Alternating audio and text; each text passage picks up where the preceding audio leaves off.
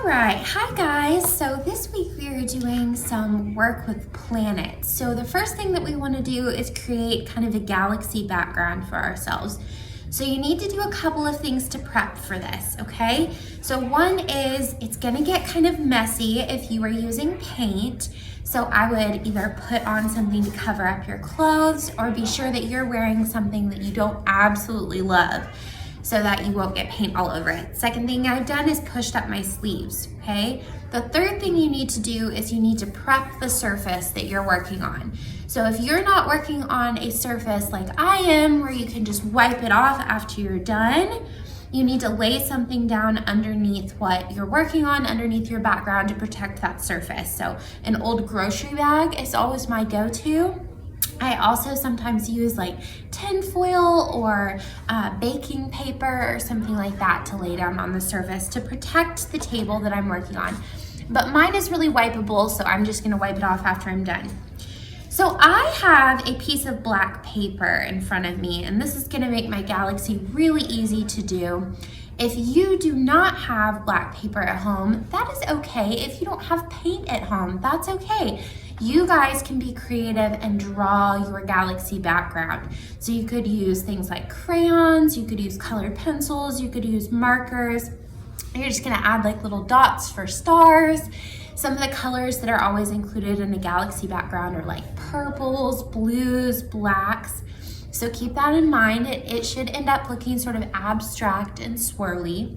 But if you do happen to have black paper at home or a piece of paper that you could color black, that would be an option too. And then if you have white paint, that's what I'm going to be doing today. So I have two methods to show you if you have access to paint at home. One of them is if you happen to have a spray bottle that a grown-up is okay with you putting a little bit of paint in, so you need to ask first. I have mixed up 1 part paint to 1 part water in this spray bottle. So I'm just using white, and I put a little bit of water in the bottom of it, and then I added a little bit of that white paint on top, and then I just shook it up real good, okay? So then I'm just going to take my black paper and start spraying all over it, and that's going to create some stars for my galaxy. Now, when you mix white paint with water, it tends to dry a little bit more transparent than you intended it to. So you might want to spray or splatter some white stars to start with, let it dry, and then go back and spray some more. I would recommend doing 2 or 3 layers of stars, okay? Another thing I've done if you don't have a spray bottle at home is I've just done the same thing. I've mixed up a little bit of water with a little bit of white paint. Unfortunately, whoever was using this brush in my class before did not do their best job rinsing it out, so my white turned a little bit pink, but that's okay. So if you don't have a spray bottle at home, you could just go crazy splatter painting. Now, what we don't want to do is you don't want to throw your arm back like this, because that's going to get white paint on your ceiling, on your walls. Please don't make your grown-ups upset with you and upset with Mrs. Turner for suggesting it, okay? Be really careful if you are splatter painting. So you can see this is really watery, it's dripping. So I'm just going to get a little bit on my brush. I'm gonna wipe it off on the side so I don't have too much. And then I'm just going to hold my paintbrush really close to my paper and tap, tap, tap my paint splatters all over my paper, okay? So you should end up with something that's covered in like little white stars. If you have black paper at home but you don't have paint, you can do this same thing with like a white crayon or a white colored pencil. You're just gonna have to draw those little stars in, but I think that would look really nice as well. So here's what I'm left with for my background. It's really splatter painted. You can see it looks kind of starry. I might do another little layer of my spray because I want it to look super crazy in the background. And then let's head over to my other table and I will show you how to create your planet or planets that are gonna go on top of this. So let's go.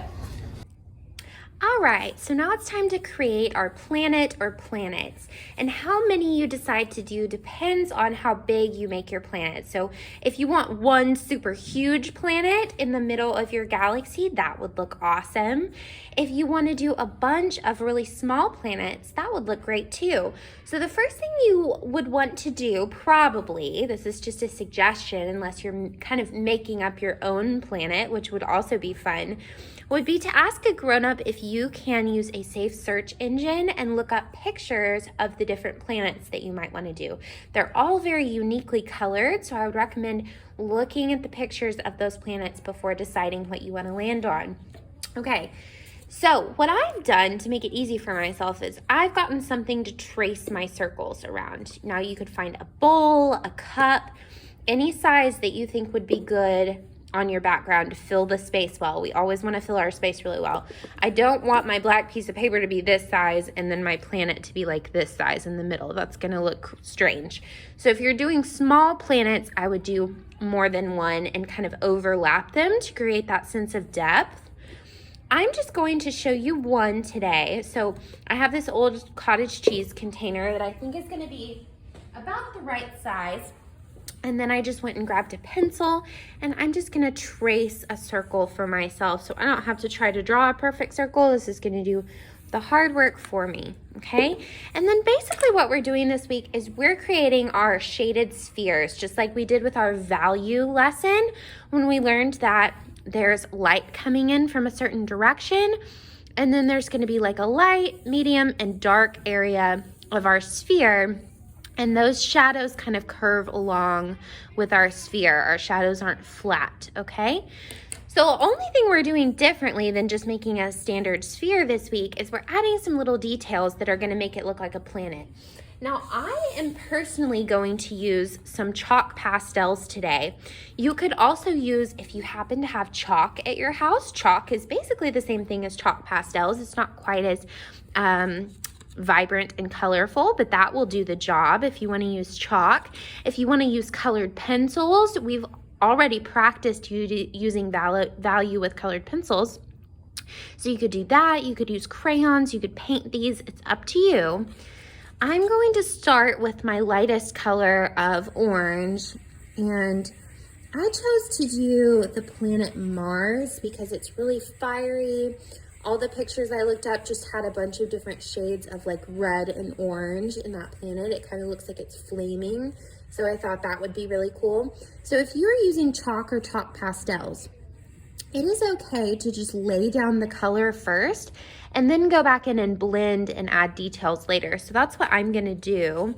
If you are using colored pencils, please be sure that you are holding your colored pencil correctly, that you're not coloring like you're writing something. You're holding your pencil with these 3 fingers.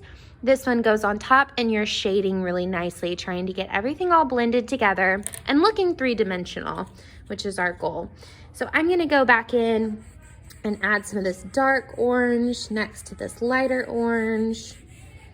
And then I think I'm just gonna do a few bands of this orange color, like here, because Mars kind of looks like it's on fire. So that's what I'm trying to make my pastels look like as well. And then I'm gonna take this bright orange, or this bright red rather, and I'm gonna go around all the areas. And you can see that I'm coloring in this curved motion.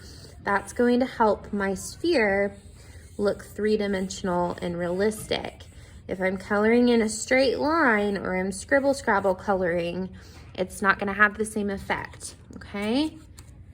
So now I'm going in with my last color that I wanted to use, I believe, this darker red. That wasn't really the color that I thought it was going to be. That was a surprise. Maybe I'll try this one. Oh yeah, that's what I wanted. Okay, so now I'm going in with this darkest color all the way around the edge. If you are using pastels or you're using even crayons or colored pencils or something, with this particular project, you don't have to be as fussy about your edges. Like you'll see in a minute, I'm gonna use my finger and go in and blend all this together. And I'm not being super fussy about my edges because I'm gonna go in and I'm gonna cut out this planet once I'm done and glue it on top of that galaxy background we just made. So you can see that I was thoughtful about my color placement. I used my darkest colors over here on this edge. I used my lightest colors up here. And now I'm going to take my finger or a tissue and I'm just going to go through and I'm going to blend all this together. Chalk pastels are really wonderful for blending with our fingers. So if you have these at home, that would be a great thing to try to use. But you guys have had lots of practice blending colored pencils, blending crayons, even blending paint. So if you have one of those supplies, give this a try with one of those. Try to get the smoothest blend you can. And then once I'm done blending all the way around, then I'm gonna go back in and I'm gonna add some more details. I like that I can still see the lines of that darkest color that I used, but I'm gonna add some little bright spots of orange back in here so it looks like it's kind of flaming and on fire. And I'm not gonna blend these out. I'm just gonna leave them. So I want it to look really, I'm just kind of doing some scribbles to finish it off. So you don't want to just shade your planet kind of like we did for the value unit. You want to add some details that make it look like the planet that you are trying to capture. Now you could create your own planet out of your imagination. I think that would be really cool. So if you want to do that, then your planet could be whatever you want it to be, but be sure that you're adding in some details that make it look like a planet and not just like a ball floating in your galaxy. Okay. I'm gonna blow that off. I might blend a few of these out that I wasn't so happy with. Just kind of touching them to blend them out. And then I think I'm gonna go in with a white, my very last step, and add in some like swirly clouds in the atmosphere of my Mars.